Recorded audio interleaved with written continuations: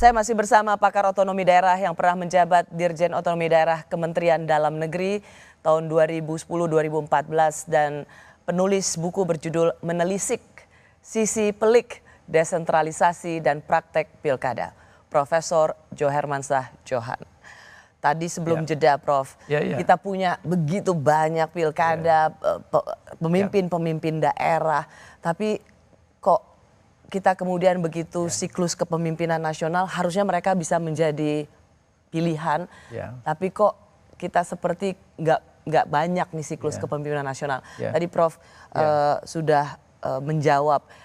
Berarti yang harus kita ingatkan pada partai politik, kalau pilkada serentak 2024 ini adalah cikal bakal untuk pilpres 2029, catatan paling kritis apa dari seorang Prof.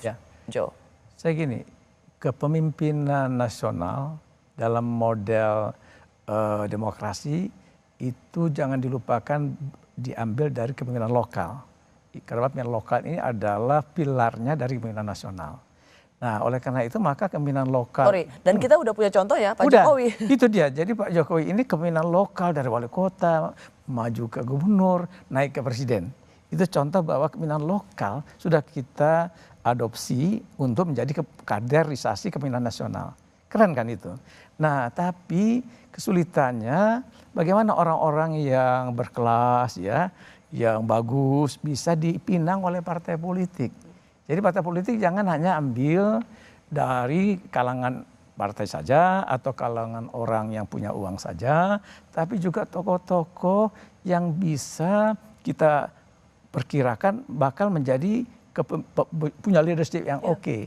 Ya, mungkin itu bisa naik ke depannya menjadi pemimpin di tengah nasional. Nah, ada contoh yang agak menarik sekarang di Partai Nasdem yang mencoba memberi tiket ya untuk Ilham Habibie. Ya, kemarin saya wawancara. Saya nonton itu. Jadi Ilham Habibie ditampilkan untuk calon gubernur. Nasdem tuh berani berspekulasi kan. Nah, mungkin juga partai-partai yang lain dong, kenapa tidak? Jakarta. Nah, PDIP kan punya banyak orang, banyak kader-kader. Siapa? Kemudian partai seperti Gerindra kayak Golkar kayak gitu ya, harus cari orang yang juga punya kelas lah. Ya. Nah, jadi supaya jangan berulang, kita lihat itu aja yang main di sirkulasi pencalonan.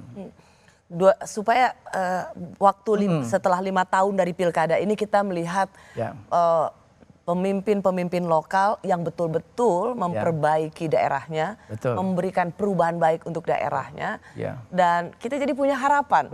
Dimulai dari daerah untuk bangsa Indonesia. Kemarin juga nama Bu Susi Pujastuti disebut. Iya, saya dengar itu untuk Jawa Barat ya. Untuk Jawa Barat. Memang di sini kita ingin ingatkan, semoga nanti di pilkada muncullah wajah-wajah baru yang bisa memberikan perubahan dan pembangunan bagi daerah. Nah, Prof, kalau banyak orang mengatakan bahwa wah, pengaruh Pak Jokowi di pilkada nanti itu masih sangat kuat.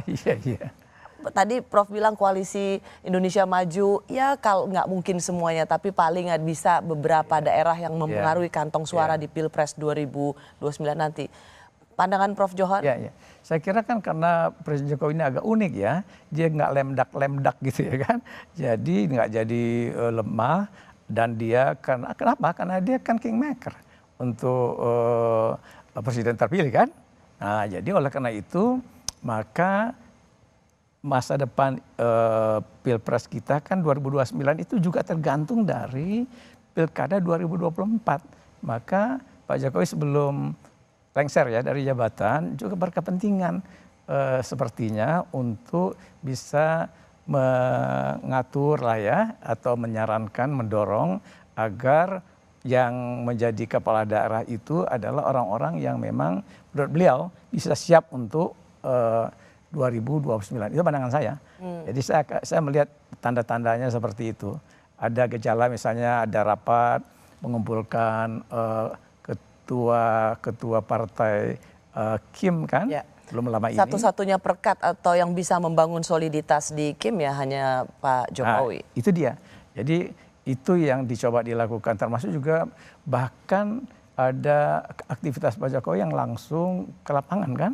Misalnya untuk kasus gubernur Jawa Tengah calon nih, ya Pak Kapoldanya itu siapa namanya itu Lutfi. Pak Lutfi, ya. Nah, itu kan Pak Jokowi nampak terbuka sekali untuk menyokong itu untuk Jawa Tengah. Nah, padahal Jawa Tengah itu kan kandangnya banteng, ya kan? Nah, ini contoh bahwa beliau terus tetap menyiapkan orang-orang yang akan menjadi kepala daerah itu supaya apa?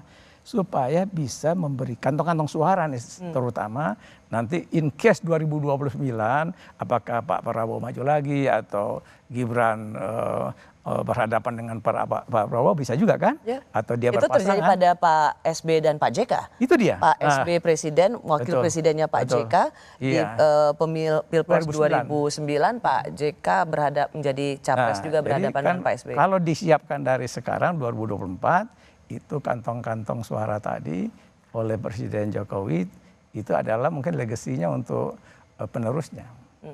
Jadi sepakat ya Prof Jo bahwa pilkada serentak nanti November ini adalah pilkada rasa pilpres. Iya, sepakat sekali.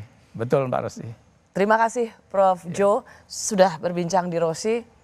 Terima kasih untuk diskusinya yang selalu menyenangkan. Sama-sama. Iya, alhamdulillah.